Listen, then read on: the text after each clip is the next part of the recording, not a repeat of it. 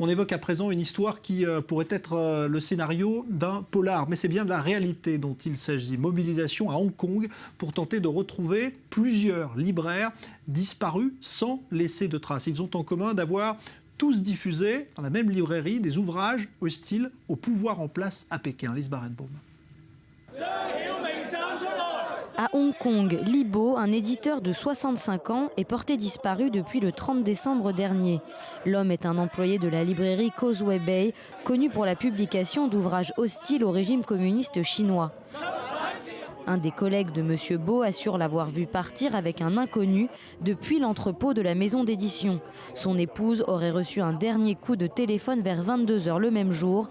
Une conversation où Libo lui assure qu'il est en sécurité, mais l'appel provenait d'un numéro chinois enregistré à Shenzhen, de l'autre côté de la frontière. Selon les proches de l'éditeur, il s'agirait d'une opération punitive menée par des agents chinois en territoire hongkongais.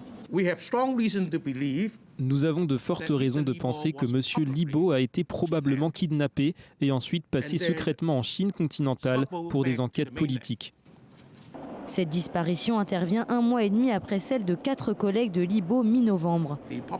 Leur disparition et détention forcée sont dues à la publication d'une série de livres politiquement sensibles. Certains sont placés ici. Et la plupart de ces livres, si ce n'est tous, sont fortement critiques vis-à-vis du régime communiste actuel.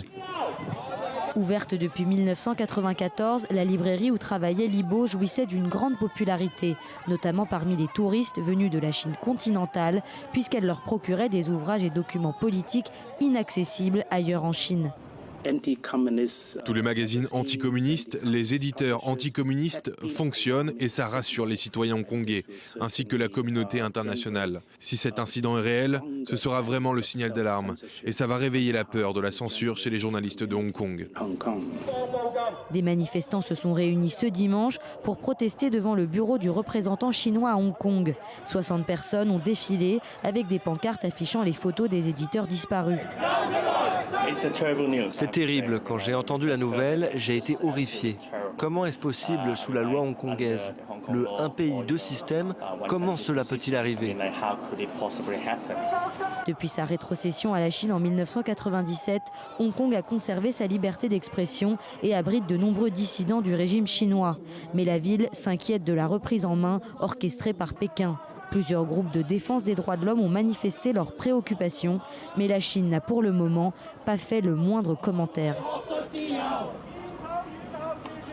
Voilà, pour ceux qui en doutaient, Hong Kong est bien rattaché à la Chine désormais. On va se retrouver demain. Dans un instant, vous avez rendez-vous avec un nouveau journal complet. Point sur les derniers développements de l'enquête concernant l'attentat de Tel Aviv de vendredi dernier, avec peut-être de nouveaux éléments matériels découverts dans le nord de la ville où se concentre une grande partie des recherches pour tenter de retrouver le tireur, son téléphone cellulaire notamment qui aurait été retrouvé. On fera un nouveau point dans un instant avec le journal de Daniel Atlan. Bonne soirée.